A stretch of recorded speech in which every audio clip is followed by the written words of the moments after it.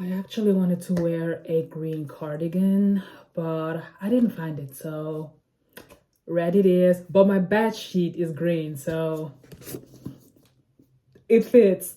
It sort of kind of fits. Hi my dear, and welcome to a new video on my channel. If you're new here, hi and welcome. If you've been around, hi girl, what's up? How are ya? Today we're going to talk about the book that wrecked me in the best way possible, and it is King of Envy by Ana Huang. This is the fifth book in the King of Sin series, and let me just say, if you haven't started the series yet, what are you waiting for? Run. Don't walk. Run. Just a little context if you're not familiar with the book or with the series in general.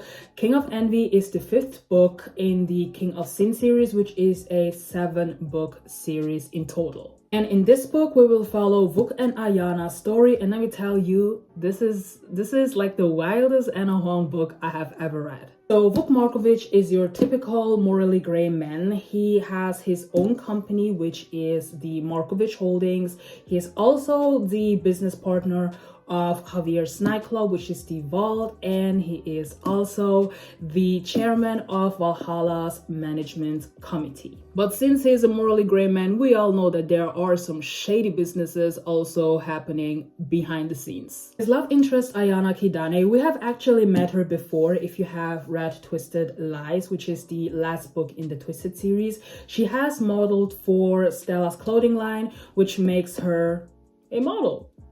Easy as that. So where does the connection with Vuk and Ayana start? Well, Vuk saw her somewhere, got obsessed, fell in love, boom, I want her, I will get her no matter what I have to do for it. But what he didn't expect is their paths to cross again, but not in a way that he expected it to happen. Here's the twist. Ayana is the fiance of Jordan's best friend. Yes, I like to think that they're best friends. In the book, they're not described as best friends, but to me, they're pretty much besties. And let me tell you, this drives Vuk crazy. But what Vuk doesn't know is that they're not marrying because they're in love with each other. They're marrying because, first of all, my guy Jordan over here, he has a grandmother. She's super rich. She has like all the money. She has her company, yada yada. And he wants to get his inheritance. But how does he get to his inheritance? Well, his granny was like, oh, you want that money?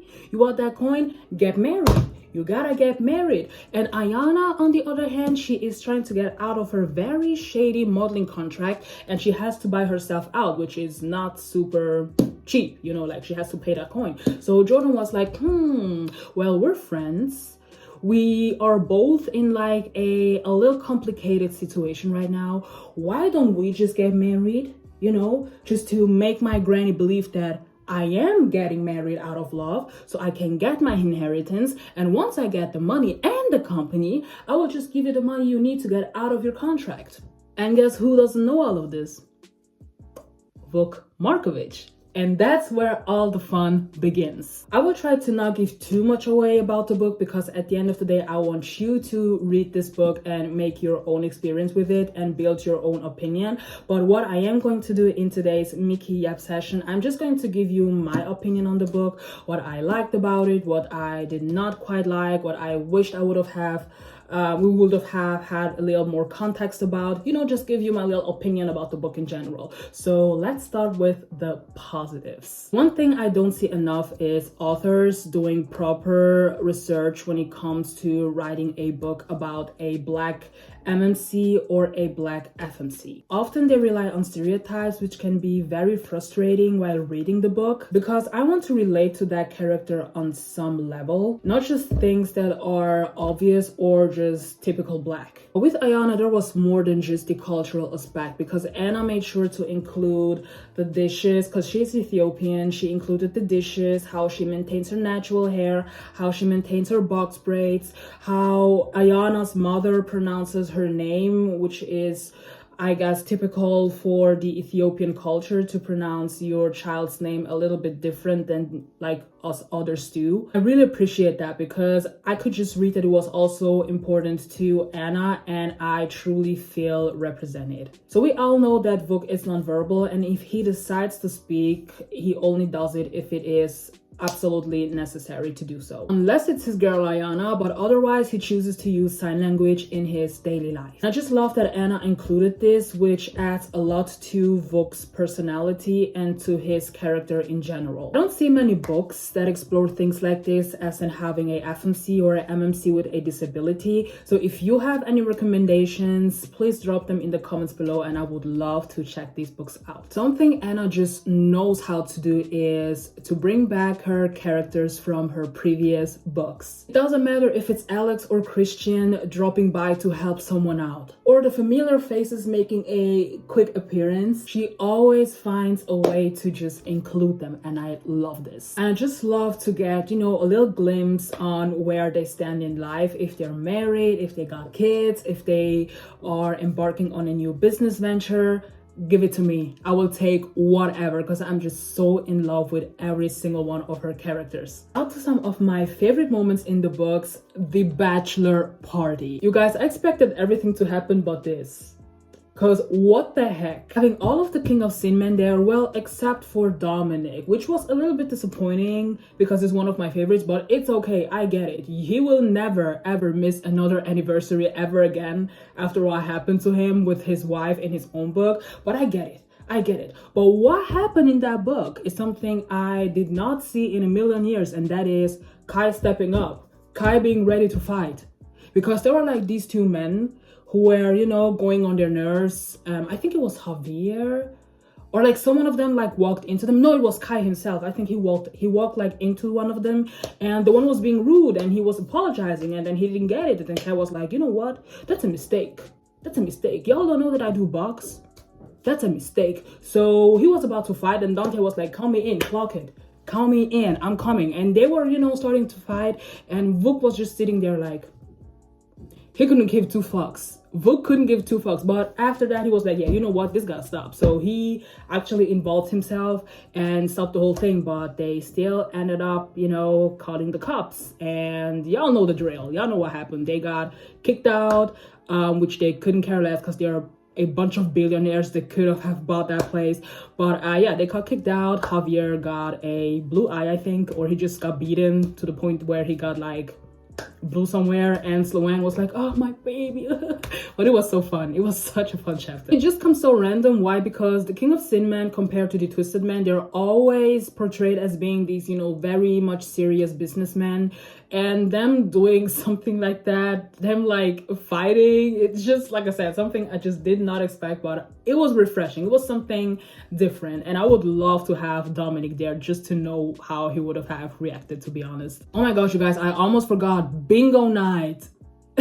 Vuk's bingo nights. Who would have thought that a morally gray man like Vuk Markovich enjoys spending his free time playing bingo with seniors? At first I thought he was joking about all of this, until he actually took Ayana to the senior center where he occasionally plays bingo. And let me tell you, I love this.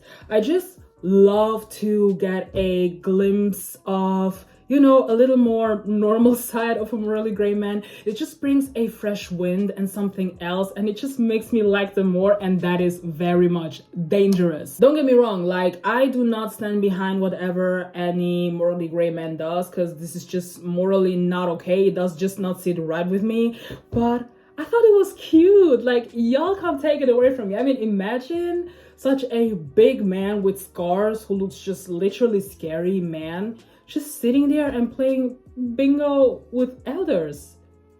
Don't tell me y'all don't find this cute. And now to someone I have been waiting to talk about for a second here.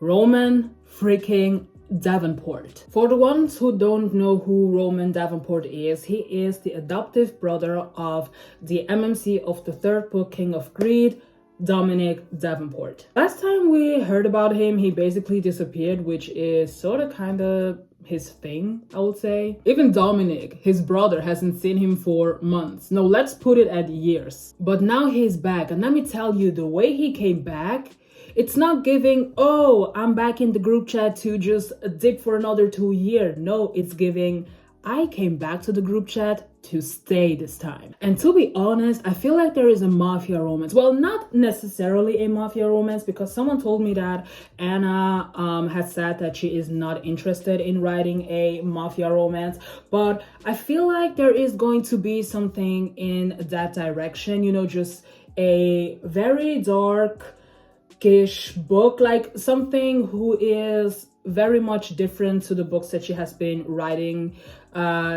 this far. But I feel like it is going to evolve around the Brotherhood, because the Brotherhood plays a very, very huge role in King of Envy, because the Brotherhood is a contracting killer organization where well, Vuk used to work for them and he got out of them, and that's where, you know, their whole issue situation started. And Dominic, not Dominic, but Roman also worked for the Brotherhood, and he took over now that the, you know, the main leader and all of that are gone. He took over. But I feel like this is not the last time we're going to hear about Dominic. What the hell? But I don't feel like this is the last time we're going to hear from Dominic. I feel like I said, this is not giving, oh, I'm leaving the group chat to not come back.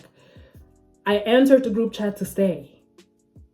I know that there is a book of Dominic coming. I don't feel like that it is King of Lust, because I feel like Killian, this I think it was Irish Greek guy who was, you know, mentioned a few times in the books. I feel like this is going to be his book, because we were all right when it comes to King of Gluttony, which is actually dropping next year, you guys. I'm just excited for that book. I'm in love with my girl Maya, and Sebastian Laurent, yeah, can't wait for these two. But we were right that King of Gluttony was going to be about these two, which is why I think that King of Lust, the last book in this series, is going to be about Killian and his love interest. But we're not talking about them right now. We're talking about freaking Roman. I wanted to say Dominic again. We're still talking about Roman Davenport. But yeah, I know that there is a book about Roman coming. Also about Luca. I feel like there's also a Luca Russo book coming, because if you remember in the beginning of King of Wrath, they mentioned that Luca had, you know, something going on with the mafia boss's daughter, which is why his big brother got blackmailed in first place. But I feel like this is going to play a huge role later on as well, because Luca, he also got mentioned pretty much, not only because he is Dante's brother, but in general. So I feel like there is a Roman book coming, and I know there's also a Luca, well, I hope there is a Luca book coming as well. And before I end this section of the video, I will have to talk about something that made me laugh and side-eye some of y'all, because when did we start hating on a cat? Why are we, like, not even we, because I'm taking myself out of this. Why are y'all, or some of y'all, hating on Shadow? Why? For those who don't know who Shadow is, let me introduce you to the true MVP of that book. Shadow is Vuk's adoptive cat, which he found outside in the bushes during a rainstorm. And let me tell you, it was so funny on how he actually got that cat. Like I said, it basically rained the whole day. Vuk was getting home and he saw something in the bushes and he was like, oh, you know what? Oh, my enemies, they got me. Just to find out that it was a freaking stray cat who was hiding in the bushes. And he was like, yeah, you know what? I'm gonna leave your ass there because you scared the heck out of me. Stay there. So he went back in and little old Shadow was outside, and Vuk was like, okay, you know what? I feel like I have a soft spot for that cat, even though he doesn't like to admit it, but we all know he has a soft spot for Shadow. So he went back out and got that cat. And since then, Shadow has been with him and has been living in his house. That's that. Let me tell you, if it wouldn't be for Shadow, maybe Ayana would have gotten herself killed. Vuk would have gotten himself killed, maybe, because this cat has a sense for danger. Like, every time Vuk would go out, you know, somewhere, he will always find a way to get into Vuk's car and just tag along, ride along, and Vuk doesn't have any clue on how this cat even manages to get into his freaking car, but he still does so. And every time Vuk is about to get, I don't know, shot at, beaten, whatever, Shadow pops up. Let me put it that way. I don't think that Vuk would have been this lucky if it wouldn't be for Shadow. So Team Shadow over here. I'm a Shadow defender at this point. And now to the things I wish we would have seen more in the book, and one of this is Vuk's relation to his late brother Lazar. The only thing we pretty much got to read is how he died and that he is Vuk's twin brother. And I do understand that it is hard for Vuk to speak about this event or just his family in general because he's an orphan, but I would have loved to read some more about their relationship as siblings. Maybe when Ayana opened up about her family, maybe there we could have had a little glimpse, about them being, just a little story about their day-to-day as siblings or things they love to do together, but we unfortunately didn't get it. But I really would have loved to learn a little bit more about Lazar. Not only have chapters where we on and on talk about how he passed and how Lazar would have never forgave himself if Vuk didn't get out of that burning house and stuff like that. But yeah, I guess I am happy with just the fact knowing that he had a brother. His story is by far the saddest background story of a Anna Huang character I have ever read so far. And this man just does not deserve this. Like every time, I do get Ayana. I do get, if Vuk would have been my man, I would have defended the heck out of him. I would have even gotten into a fight, be like, you know what, babe, hold my wig. Because what do you mean you're okay with people looking at you, whispering, pointing at you? No, you don't do that.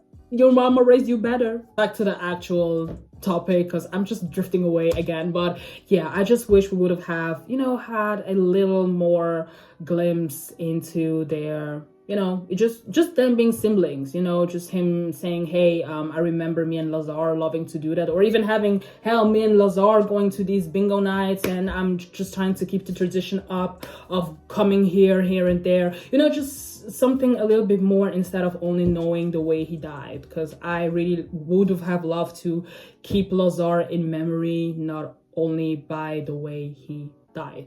Okay, I don't see enough of people saying that, but Jordan did not deserve all this pain. He did not deserve whatever he had to go through. Because while reading the chapters, I just couldn't stop thinking about Jordan. But all this man wanted was his money. He just wanted his inheritance. He got shot at, he landed in the hospital, and his best friend was banging his fiance behind his back. Wow. I'm happy that he's doing better and that he finally got the coin that he fought and literally almost lost his life for. Do we ever get a glimpse of him being a CEO?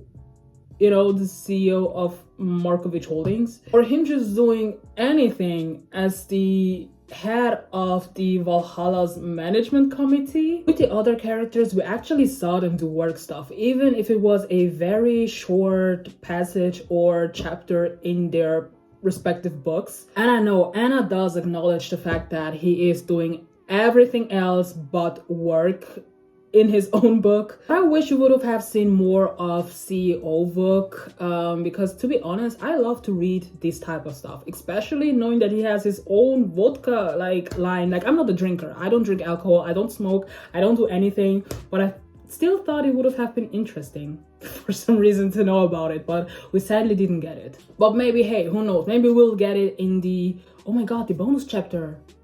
I haven't read the bonus chapter. I gotta do this once I get out of here.